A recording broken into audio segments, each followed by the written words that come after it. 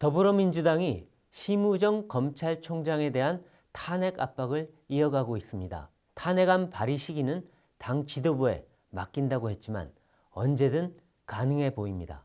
민주당이 심 총장 탄핵 발의에 나서면 윤석열 정부 들어 30번째가 됩니다.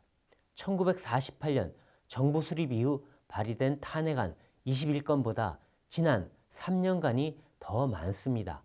세계 기록일 것입니다. 탄핵 발의 중 국회에서 일방 처리된 것만 13건입니다. 대통령 권한대행과 감사원장이 잇따라 탄핵 소추됐고 이상민 행안부 장관은 2번이나 탄핵 발의됐습니다. 모두 사상 초유의 일입니다. 한덕수 권한대행 탄핵안은 정족수가 불명확한 상태에서 일방적으로 의결됐습니다. 한 대행이 계엄에 반대했는데도 내란 동조 혐의를 씌웠습니다. 헌법재판관 임명 보류로 이재명 대표를 위한 조기 대선에 걸림돌이 된다고 여겼기 때문일 것입니다.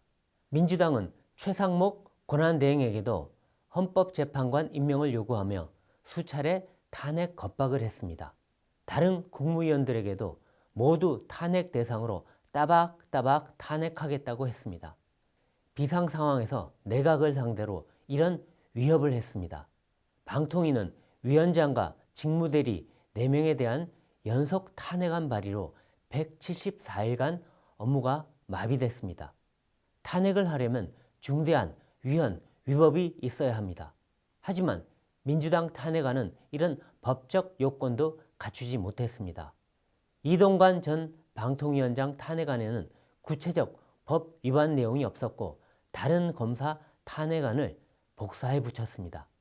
이진숙 방통위원장은 취임한 지 이틀 만에 일도 제대로 하지 않은 상태에서 탄핵 소추됐습니다. 이 대표 수사검사들은 미확인 소문이나 일방적 주장, 무혐의로 결론난 사안 등으로 소추됐습니다. 피고인이 수사를 무력화하려고 검사를 탄핵한 것입니다. 검사가 거짓말했다는 주장이 사실과 달라 뒤늦게 탄핵 사유를 변경했습니다. 헌법재판관들이 각하될 수 있다고 하자 민주당 측은 헌재가 증거를 찾아달라고 했습니다. 결국 탄핵안 4건은 모두 기각됐습니다.